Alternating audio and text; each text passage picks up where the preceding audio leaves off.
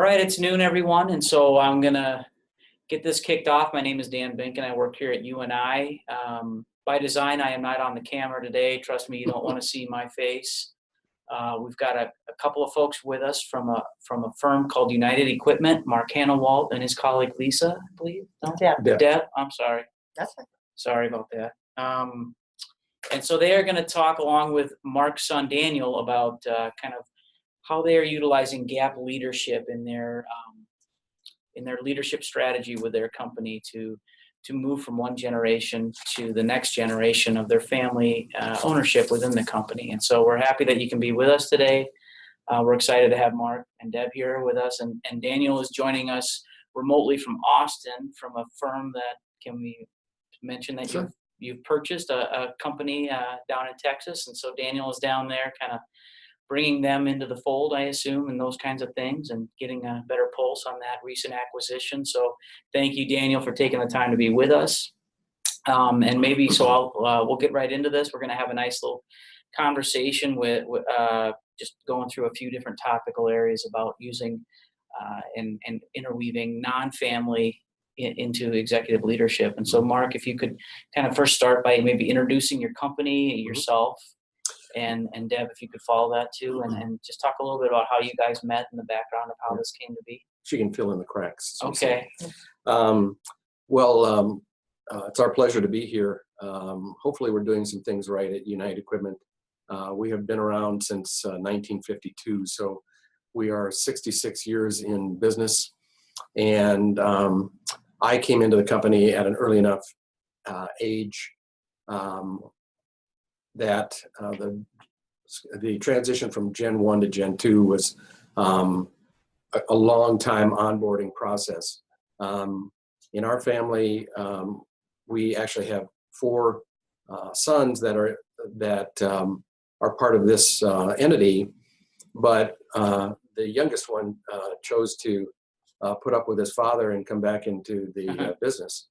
So it didn't allow us a lot of time, and we can talk about this more later, but that's part of the reason for the process that we're in currently. I should say that the company is also about 135 employees, and we are having a record-setting year, so it's been a very good time for United Equipment. Anything else you want to add, Deb? No.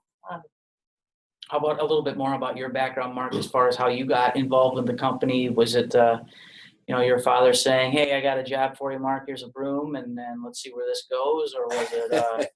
Well, in my case, actually has been the case of all four of our sons. They've been involved with the company ever since they were legal. Okay, all right. I'm not sure that I was legal at 14 years of age to start sweeping floors at United Equipment, but that's when I started.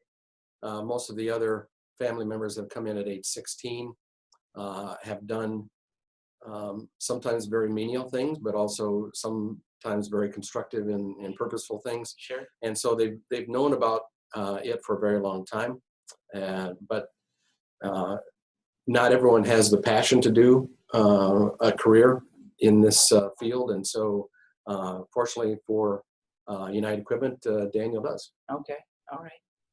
And then, Deb, you want to talk a little bit about how you got involved? I know that you have kind of more of a Fortune 500 background before this, and so how did you find yourself into Waverly, Iowa, and somehow working for the Hanawalts? Yeah. I started in semiconductor, Beechcraft, and then automotive. Came here, needed to come back to Iowa. Okay. And interviewed quite a few companies, offered on all, but Mark was the one that had vision. And I got most excited about his passion. And so he had vision, passion, and I thought that's where I wanted to be. Sure. All the four companies offered, that's the one I took. Okay. And I've not been disappointed. He's always had a vision. This is also part of that vision is moving on to Daniel, one of his family members. Mm-hmm. So he has strong paths of always wanting that to be. And when Daniel came on, I think it was one of his most exciting times to see that. So helping with that transition, I've always tried to support Mark in any way. And this is one of his that's most important to him. Okay. Maybe, Mark, could you kind of describe your three roles currently within the firm, how they weave together? Yeah, well, first that I would mention, our philosophy on a family business is that it's a tool for the family. Okay. If you have interest, fine. If you don't, that's fine also. It's not an expectation or an obligation. And we also treat the family business as a way to nurture other passions that other family members have. So maybe, or actually have worked on a project for another son in Chicago that's not necessarily related to what we're currently doing. But again, if we can facilitate that, because we're very engineering driven, so much the better. But, the role that we're in now is that I have pretty much pulled out of the day-to-day operations, although people in Waverly wouldn't always agree with that, and into what we call a visionary role. Okay. And so I'm trying to keep us going in the direction that I think makes us sustainable for another generation or two or three. And Deb first came into United Equipment as a director of operations. Oh, wow. But certainly had the skills, because it was identified right away that this was a potential for her. And now she is our COO and is basically running the company on a day-to-day business, and then interacts with me to implement the visionary part. Okay. Now, Daniel, who can speak to that, came back to the company in a marketing role, transitioned to really a product development, which he's in currently, because product development and new markets and new companies, in this case, are very important to our future, I feel. So Sure. That's where he is. Okay. Okay. And now merger and acquisition for the Right, growth, which is right. one of your visions. Right, exactly. Okay. And so how early did the conversation start between you two, and maybe even with Daniel, about the fact this is a family-owned company, and how does Deb fit into that, as far as the tricky spot of not being a family member but being between potentially two generations of a family? Is that was that something that you talked about in the interviewing process, or was that something that has been an evolving conversation over time, or has it been because of your own vision and processes that hasn't needed to be talked about? I mean, could you share a little bit about that? You want to comment first? I don't think it was when we first initially met 8 years ago. I don't think that was in there. I do know it was very strong. He wanted to carry the company on and a family member there. I think that was always known. So there was never any unexpectation that one of the sons would be there. Okay. And I think there was a time where it was concerned that one of them may not. And so when Daniel did, I think it was a really good fit. Okay. But I think that wasn't known in the beginning. And once that came on, there was a lot of, how do we do that? How do we do it in what steps? Right. What areas do we look at? What's best fit for? And that's where we're at now with Daniel, is what's his best fit, because he's got an MBA. He's got a lot of depth. Yeah. And so how do you keep him excited in the company and growing and challenged, and where's that fit? And then how do I back out of where I'm at? But Daniel's still involved in every day-to-day too. Okay.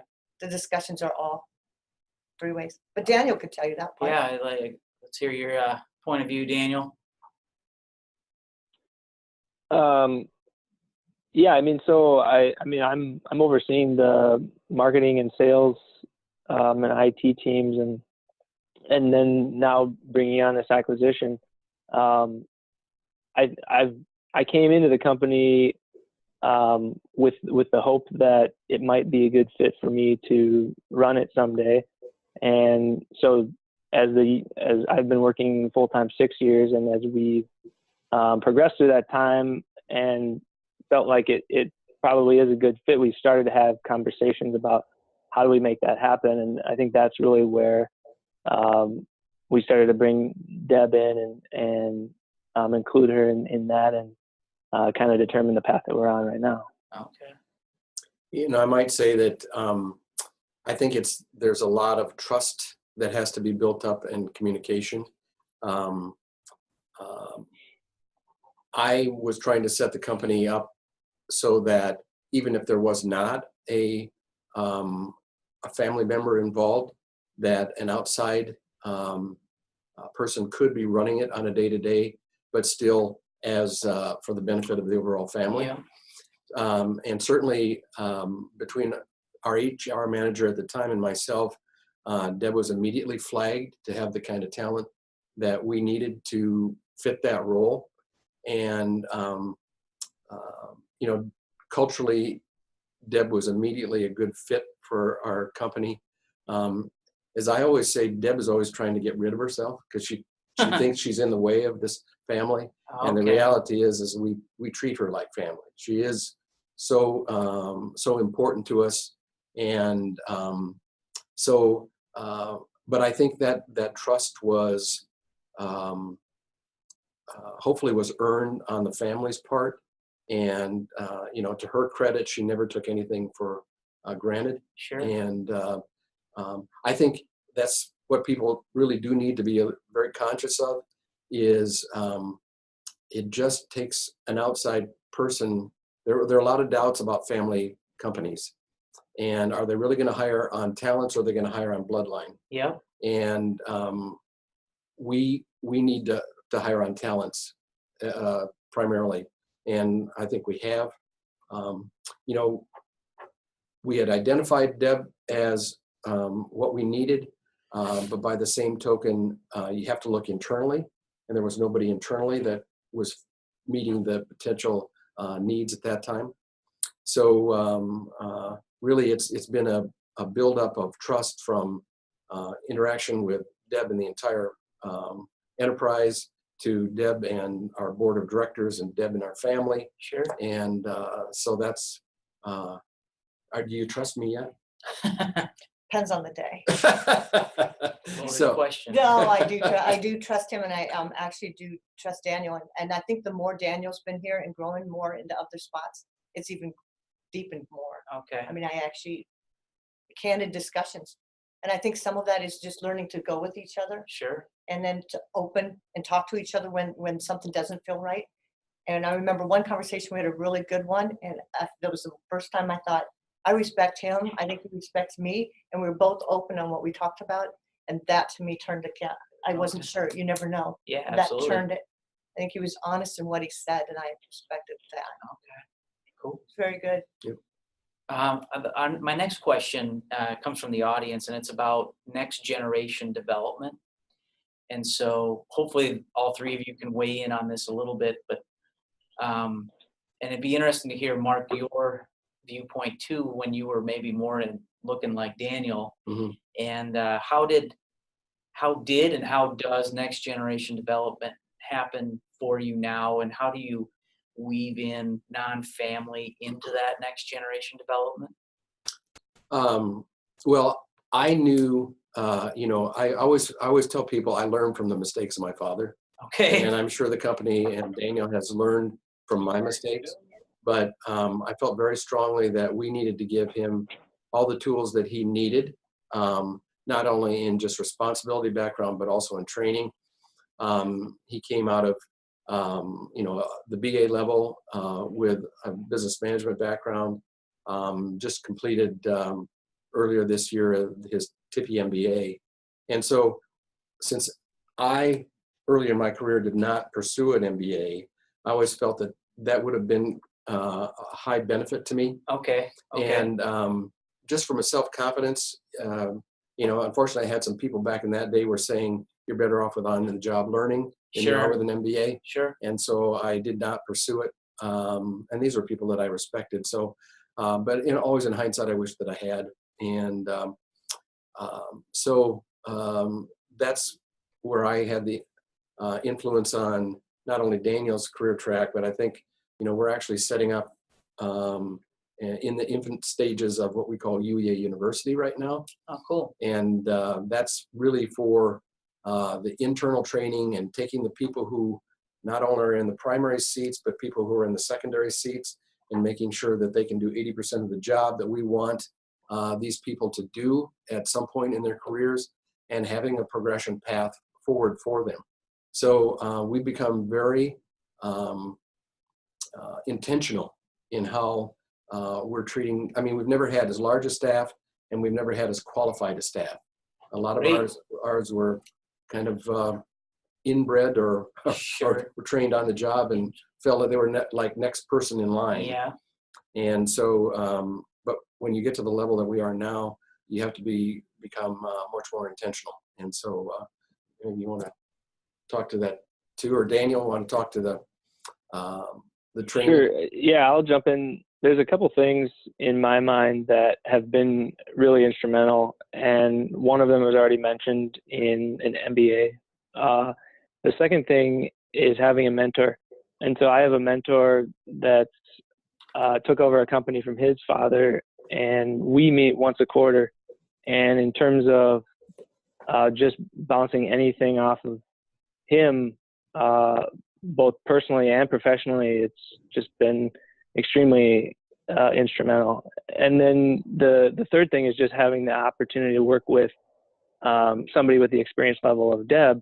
I'm still a young guy, and that just doesn't, you just can't have the experience that somebody has over many years in a longer career. And so I think those three things are really the key points to helping me get ready for where we need me to be.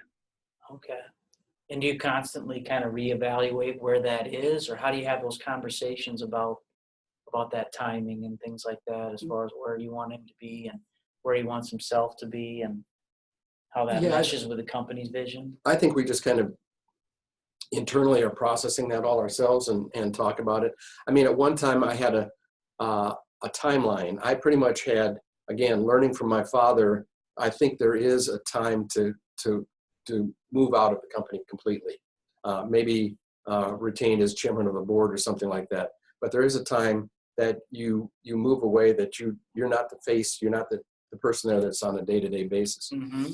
And I think once you determine that line, then you have to kind of back it and say, how does my staff and how do these people fit that timeline?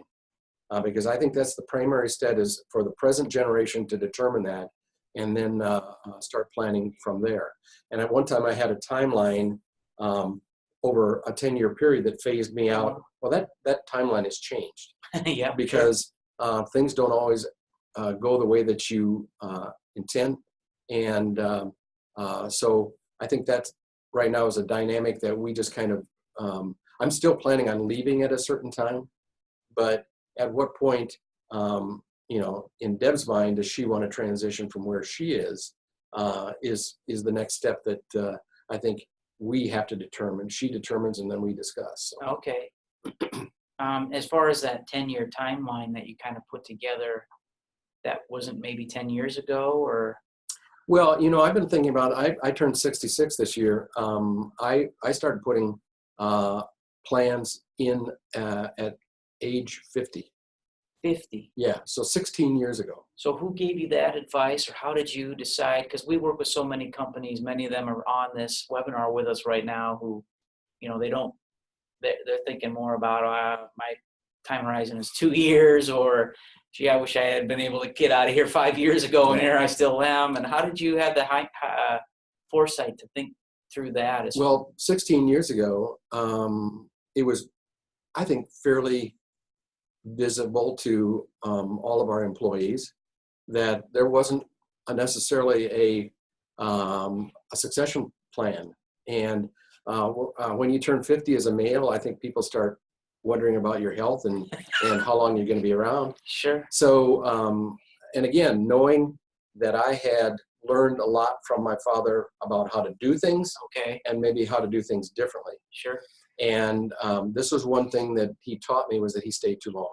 Okay. And we had systems in place for his departure, and he just could not give up that control. He was part of the greatest generation as a World War II vet, loved control, and you just have to realize that you need to give up control. Sure. And so I started openly talking about my future plans in our quarterly meetings with employees. Oh, you did? Oh, yeah. And I would give them a health report on my annual physicals. Really? Oh, yeah. And just to allay their fears about, that, and then to tell them that and people would say, well, it looks like you're going to get ready to sell this company. And I would then retort to them, did you just see the number of capital expenditures that we just did? Well, yeah. And I said, if I were selling this company, I wouldn't do that. So, just little examples like that let them know that we were intentional about keeping this thing going. How did you have kind of the idea to share your health report? Because I've worked at other places and I've never had a owner share that. And was it met with kind of what you hoped? Well, I wasn't going to die, so I didn't have to lie. Yeah. Okay. I mean, so I just felt that was something they needed to know. Okay. I mean, I didn't want to conceal anything from them. There was no reason to conceal anything. If things had been different, I may not have shared as much information. Sure. But no, it was intentional, and I think it made them feel like there's, in this day and age in Iowa, we can't afford to lose talent. Right. Absolutely. And it was even looking that way back, 16 years ago. And so I think that's been helpful in us keeping staff because they know there's a future. Okay, great. Because that's kind of what I was going to ask about next, and we did get this question as well from the webinar. But how do you communicate things to the employees at large? And it sounds like you have an outside board as well, and I'm sure you have some key customers or key suppliers. And maybe when you were 50, they weren't too concerned, but maybe now, as you've gotten older, and Daniel has come in and Deb as well. I mean, how have you kind of communicated to put different shareholders' minds at ease? Well, I can say between having Daniel come back and having Deb take on more responsibility, I think there's probably a collective sigh of relief in our plant. Okay. But we're an open book management company. So at quarterly meetings, we share financials. We try to do the positives about customer highlights. We talk about any issues we're facing. We're not trying to hide anything because, when you're a relatively small entity, stuff Sure. in reality or not so much comes out at times. And so you just need to address it. But, anything that you'd like to say or Daniel, either one? Daniel, go ahead. Well, I would say I think I would agree with what's been said. And have we specifically shared with employees the plan? No, we haven't, because there really isn't a specific timeline in terms of when this is going to happen. But because it's something that we're continuing evaluating and looking at. So I mean, everybody knows that Deb is running the company, and that there's a chance that I might in the future. But yeah, because we have the open channels of communication, there isn't a specific timeline at this point. Okay. I would. Well, go ahead. No, I see the role differently. I think one of the things we've done that to answer those questions, I think one, when Daniel came online, your health is still important, but that help gave them a longevity to the company. I think that helped a little bit in their Sure. mind psychologically. But I think we did 4 steps. This is the integrator part. She's an engineer for the audience. So Perfect. there's 4 process steps that have come in. Daniel had found this group EOS through Traction. Oh yeah. And we've gone through that. What that helped do is define roles, keep everybody in their lanes. It helped the conversations to go. The other thing we did is we grabbed Mark's brain and vision and put it on paper 3 to 10 years out. And we've been talking with this and with Daniel in marketing, sales, and R&D, and that growth of the company and acquisitions now. We're able to take Mark's vision, see that, and bat that against and talk about that when we have a weekly meeting. Also helps to define the goal. It also, though, how Mark thinks, takes that to Daniel. Sure. And Daniel doesn't think the same way, but they're very similar in things. But it's interesting that they just offset slightly, but it's very interesting and very, very helpful for the company. So when we talk vision, they know we know what Mark's thinking. Mm-hmm. They trust Mark, and they see that Daniel has that same thing when we're in R&D or marketing, and that helps to make that continuity and shift come. Sure. So that's been very helpful. And then the next for Daniel, my role in this, I think, is making sure that open to what his visions are too, and where that goes, so that Mark's here, and then where else is that, and we're moving with Mark is still the vision all the way through, and then going through that path. But we trust in that. We're sharing the values of what Mark has, and then phasing in those developments. So we're trying to get, how do we get the Tinkerbell part of that going, the blocks going to his vision, and putting that all in, because he's 3 years, 5 years, 10 years, and we're keeping that up. And that's what Daniel's doing in the key roles that he's in that marketing, the sales, the R&D helps. And then the last thing I do is try to develop what Daniel's strengths are, trying to find his key positions, what he likes, what he doesn't like, and then try to envision bench strength to support him when he goes into that role. Perfect. Okay. So part of it is that transition of what does he see, and Mark and I've talked about this too. So this is with Mark too, defining that. So what does that bench strength need to look like when Daniel takes over? Does he want people down below that are MBAs, or what's that look like? So we're starting to structure, and we're starting to build, what does that new team need to be for Daniel to support him to succeed? Sure. So it's already transitioning in from the two of them alone. That's a great point. And I would say the only timeline that's really been defined is I'm still on, as of July of this year, I transitioned to an 80% time. Okay. Each subsequent year till I'm 70 is going to back off another 20%. Okay. So that's a very defined line that I stipulated, and I will hold to, again, learning from the first generation. Because I want people to remember me as being on the top of my game, not sliding in my game. Sure. So the other thing that I would encourage anybody to just be blunt about is, generation to generation is not a clone of each other. I am so much different than my father was. I learned a lot about, again, what to do and what not to do. And there probably would be people, if they were still around, who would say, Mark never quite foot the bill. And I will a lot of times get the question put to me, well, Daniel isn't like you. Okay. Or, and I always say, thank goodness for you, because he will bring a different perspective and different characteristics in this job that probably would be much better than I ever thought about doing. Sure. And so you need to recognize it, talk about it, and address it, so that I think it's very cleansing to an organization to Sure. get different perspectives. And I think that generational perspective is a great one to have. Okay, great point. I'm going to circle back now with one of my questions for Daniel, is on the mentor that you mentioned, Daniel. Sounds like you're meeting quarterly with a third party person, and I'm curious how that came about, and if you have any, takeaways that you've gotten from that you'd want to share with our audience of next generation leadership that has helped you in your battles with your family and that kind of thing. Yeah, I mean, it got started because this individual is somebody that Mark knew, and I have to just be completely honest that it's probably the single best thing that we've done, because I just create a list of things as they come into my head over the quarter, and then send them down, and then we go talk face to face, and I can't tell you how many takeaways there have been. Not only in the business, but personally. It's just, if you're looking to do something like this, you need to have a mentor. Okay. And how do you decide, because a lot of families will want to think, well, I'm the best mentor for my own kid.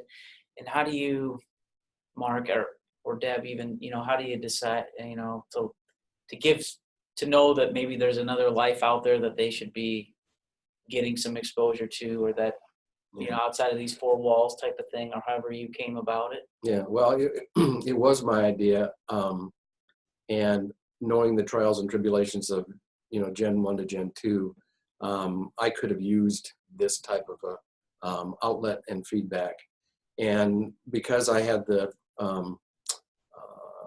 opportunity to be involved in a statewide organization that allowed me to get out into the state, visit a lot of people, my thought process here was, I want to find somebody who is kind of in that mid-range. They've started their business career, so that could be late 30s, early 40s type of thing. And again, I was looking for somebody I admired in the state of Iowa, who was, I thought, one of the up-and-coming business leaders for the state. Okay. And then I asked him. I just said, this is an idea that I have about being a mentor for my son. Is it anything you've ever thought about? He was not doing it, and really was just very receptive to the opportunity. I think it's actually been fun for him as well, Okay. knowing his reaction.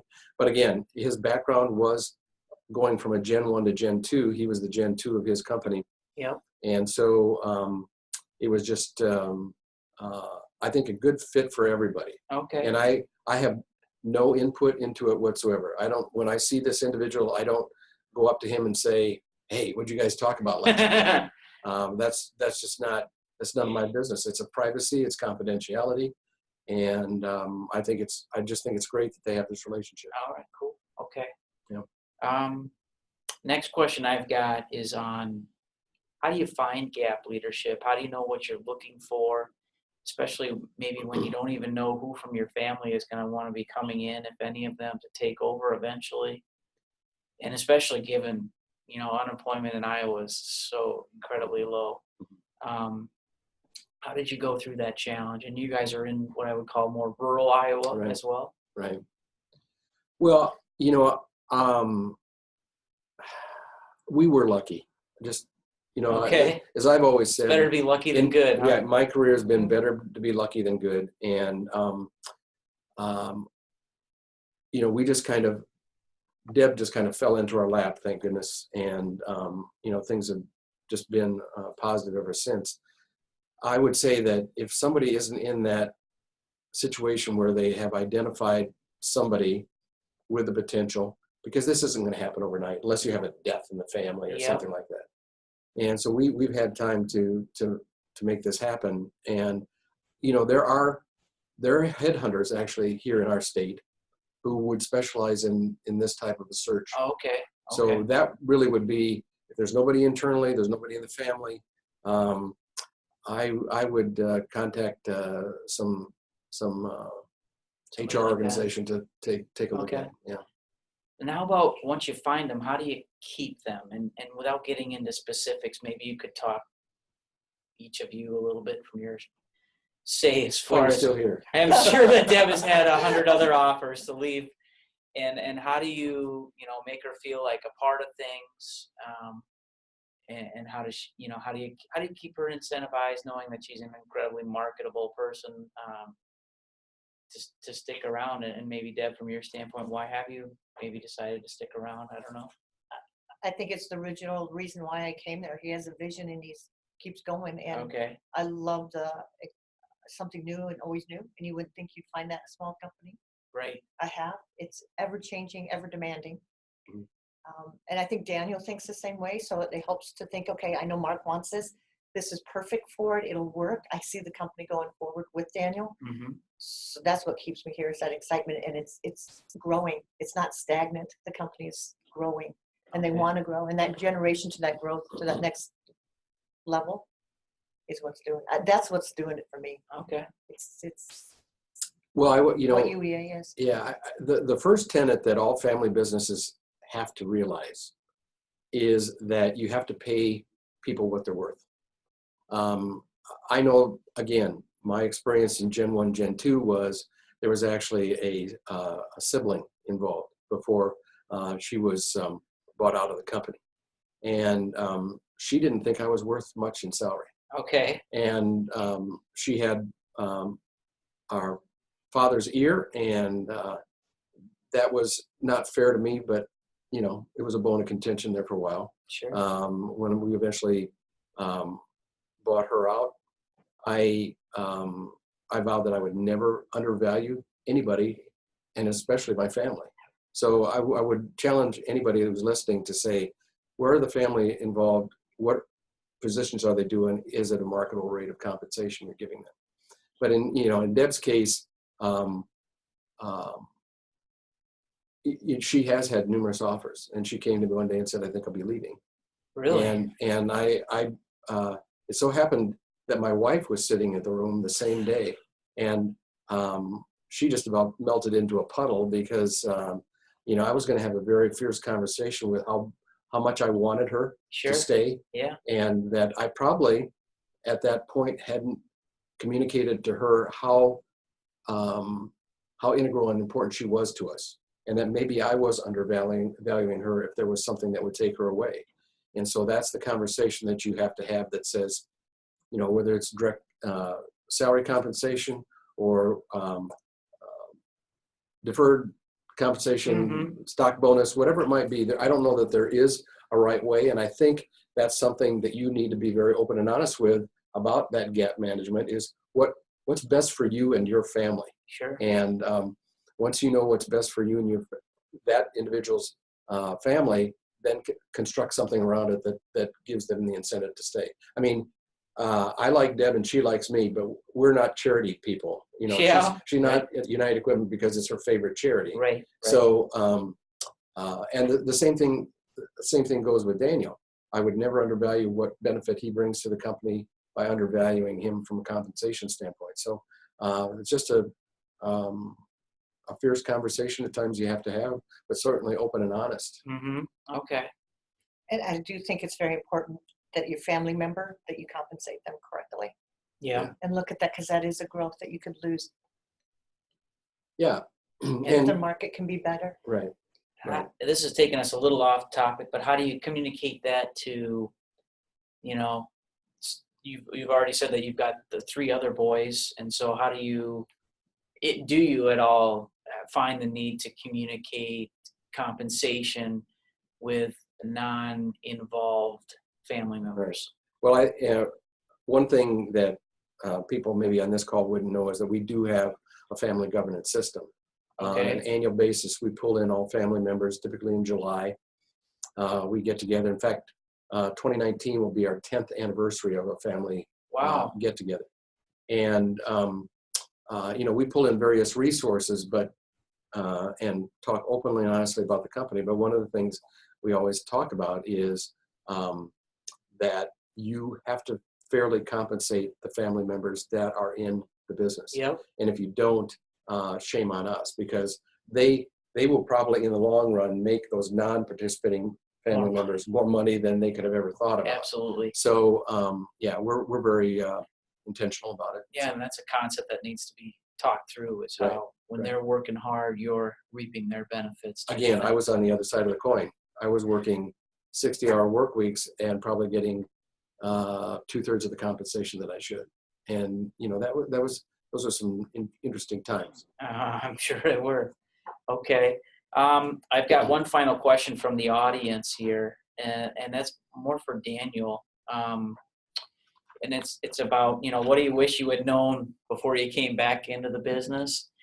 Kind of what would you tell yourself at whatever age it was that you came back to UEA, and that might help you not have to learn something the hard way or something like that? Sure. Yeah. So I think there's nothing that I really wish I would have known about the business. I think it's what I would have known about myself. And so some of this comes with age, I think, but I would just say that there's no amount of personal development that's too much when you're going into a role like or into a family business, when you're looking at succession planning, because for instance, with myself, the ability to think more critically about myself and look at myself as from a third person perspective, controlling my emotions and being more calculated in my responses is the example for me of what I wish I would have known. And unfortunately, I was able to get some of those personal development things through my MBA coursework and through my mentors.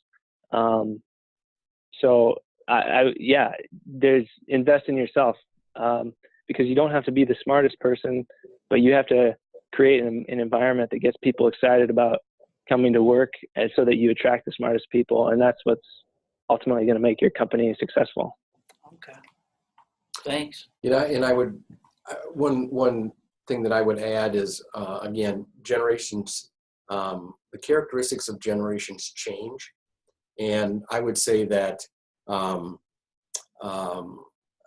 one thing I underestimated when Daniel came back in was his ability to just take on a lot.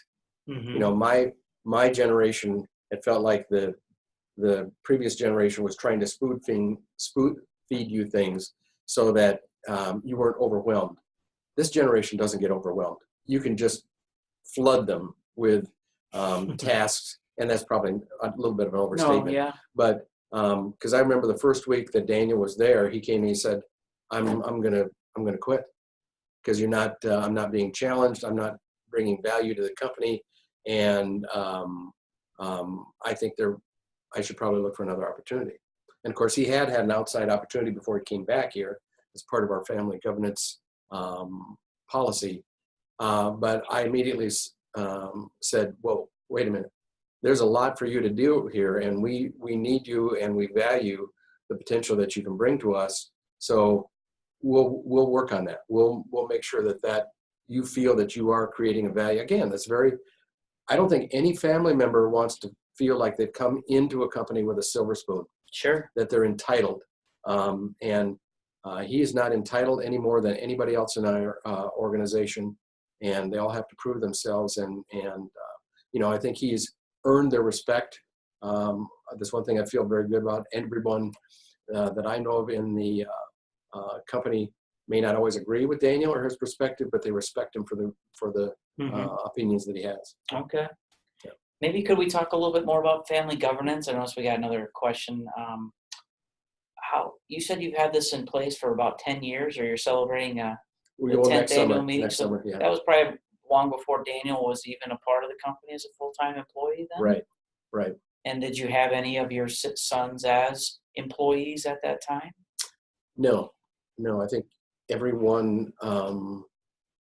They were all scared of you at that time? Well, as I say, I scared away 3, and I was lucky enough to get the 4th to come in. But no, I don't remember the exact timing, but Sure. we certainly were intentional about talking with the kids about opportunities. We had outsized. We recently quit utilizing a service that we were utilizing. But when we initially set up this family governance, there are, again, enterprises like probably here at UNI or outside private enterprises that's all they do is family business. Okay. And they will help you set up governance policies. Again, they're not dictating, they're just saying this is what you could do. Sure. This is a typical structure, change it how you will. But we worked with this company for about 8 years. Oh, wow. And as they always reminded us, they typically go in as firefighters because there are issues in family governance that they're trying to douse. Sure. And so it was kind of nice to work with us in that we were fairly harmonious. And but they've been a good resource as to start transferring ownership of the company, which was a very very interesting process that we don't have time to go into, but it really was a great conversation, hearing advice from legal people and hearing advice from family governance people. So did they conflict at times, or? No, but they just saw a different perspective. Okay. It's kind of like compensating your gap person. One size isn't going to fit all. And I would say that about family governance, that talk to the family, understand what the family's wishes are, and then how do you get there with what outside help you need. Now, so in terms of family wishes, so like when you have these meetings or when you're together in a formalized family business setting, how do you bring out the input of non-active family in the company? How do you involve them in what seemingly might be kind of hard because they're not there day to day? Danny, you want to speak to that? I can. Well, I think what we do is we present information that stimulates questions from those outside, and so we've gotten to present a consistent set of information so that those outside can look at trends and anything, and then we kind of have anything else section of the meeting has there been anything else that's come up over the year that we need to talk about. I just think that we don't have a problem with people expressing themselves in our family. We're very, very open Okay. and honest. And so, you know, anything that's really troubling somebody. And one of the things that was troubling from the Gen 2 side was, how do you equitably treat your family? And everyone on this call is probably going to have to face that, is you want to allow control, because the person who's involved on a day-to-day basis needs to have a level of control, but they don't need to be the dictator of that family. And a lot of us are in a situation where our family enterprises, or our main family business, is kind of the asset gorilla. Yeah. And how do you get rid of that asset gorilla from a tax advantage standpoint? Yeah. How do you treat all generation, or all members of that generation fairly, even though they may not have day-to-day? And how do you create, one of the things that, you know, Daniel has been super about making sure happens, is not only sons and daughters from his generation are included, that they can come to United Equipment at some time in the future, work for the company, know what it's about. And it may not be his son or daughter that Fourth generation. takes the fourth generation. It may be one of his other 3 brothers. Okay. So, you know, we become very intentional about talking about that, and I think it will serve us well. Great. How about, you know, a lot of our families, I'm going to say, look to you guys maybe and what you've done as you know, kind of a benchmark of best practices. I would say I've heard that from other people. And as far as your family governance structure, and it sounds like you've had a requirement in there, at least this is one example of folks working somewhere else before they come into the firm and that kind of thing. Are there other nuggets like that you could share that have been you know, that you've seen move the dial for you, that maybe you wish were in place when you were the second generation coming in? Or? Well, there's a lot. You know, we all have to not only think about the next generation of either family or non-family, but we also need to think about these people that come into their lives through marriage. Sure. And so that is and you know, you will have. You can't pick them. Not yet, anyway. I haven't figured that out, but and I don't want to figure that out. I'll be real honest about it. But what you realize is there is a level of interest there, and maybe not the level of interest you may have thought there should be or want to be. And how do you handle that? And so, you know, we've had some fierce conversations about, does a spouse need to be at a board meeting? Okay. Should a spouse have direct input? Mm-hmm. And again, we run these family meetings kind of like we run our company, as just being open and honest. And so we've gotten to the point where, you know, because of a commitment with a new young child or something like that, maybe it's not convenient for a spouse to attend a meeting. But they are a part of the family. They're treated as part of the family. And I certainly know in some family companies, they are not.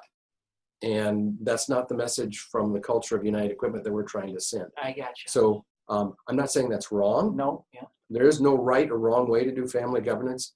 It has to be what you're comfortable with. Sure. Okay.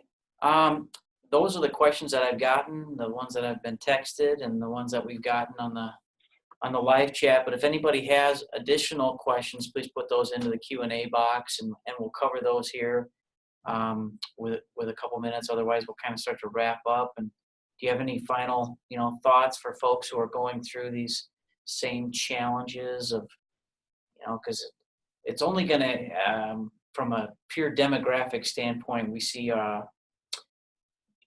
younger people having their children older and older, and, Right. and so the gap is only increasing between mother or father and kids. And Right. I think this is going to become a bigger and bigger thing for a lot of families to deal with in Iowa. And I don't know if you just have some parting comments or suggestions or advice. Okay. Well, and Daniel can speak to this too. We're basically in the mode, because I'm always looking for opportunities, and we're in the mode of, if you're not planning, we want to buy you. Okay. Because you're setting yourself up. You know, it was very important to me that we take care of our employees, that we have a location that, you know, unless really things go poorly, we plan on being at for a long time. So to do that, you have to plan. And I have talked to more people who are in their 70s and even early 80s that when you ask them about succession planning, they look blank. Scary. And it's not fair to their family. It's not fair to their employees. It's not fair to their communities in which they are an economic driver of some sort. Oh yeah. So you really, I'm not saying everyone needs to start 16 years ahead of time, but if you're not out there 5, you're behind, because you're going to need to pull in the best legal advice, the best financial advice that you possibly can, and because it's a long tranche, and there is no right way to get there, but you just have to do it. And if you don't do it, you will come to a crisis point, and then the likelihood of that succeeding may not be pretty. Sure. Perfect. Thanks. Plan ahead. Plan ahead. There's nothing like it. All right. Anything, Daniel, from you? Yeah, I guess a couple things. If you're out there and not knowing whether somebody from your family is going to come into the business, and you're feeling like you're getting ready for retirement, you need to find somebody that can run your business. That's plain and simple. And then you can set the expectations with that person about gap management and how a transition might happen, and certainly be fair to that person. Sure. And then I would say for anybody coming in to a business as a family member, be humble. You should never expect to get anything because of your last name or who your parents are. And I've always approached this as I think I would like to run the company someday, but that might not be the right thing for me or the right thing for the company. And so we need to create an organization that's going to be successful either way. And to the older generation, I would be skeptical of anybody that comes in with the mindset that I'm entitled to something. So I think that's it. Perfect. That's well said. Thank you, Daniel. Anything last from you, Deb? Okay. All right. Well, with that, I'm going to wrap things up here. I'll mention that our next webinar is going to be November 14th at noon. And we're going to be talking about ESOPs, which for a lot of Iowa companies can be a great tool on how to keep a company local to an area. As Mark was saying, be fair to your employees and your community. Sometimes ESOPs are a great way to do that. And so we'll be talking to a company who's going through that transition in Craig Tools down in Huxley, Iowa, and how they are handling and why they've gone the ESOP route. And then we're also going to be talking to an advisor who helps companies set up ESOPs, Greg Weber, a former UNI grad, so I want to make sure I mention that, who's with a firm called BCC Advisors down in Des Moines. So thank you all very much, and thank you guys for being a part of this. I really appreciate it. Yep. We really appreciate it. Glad to be here. Thank you.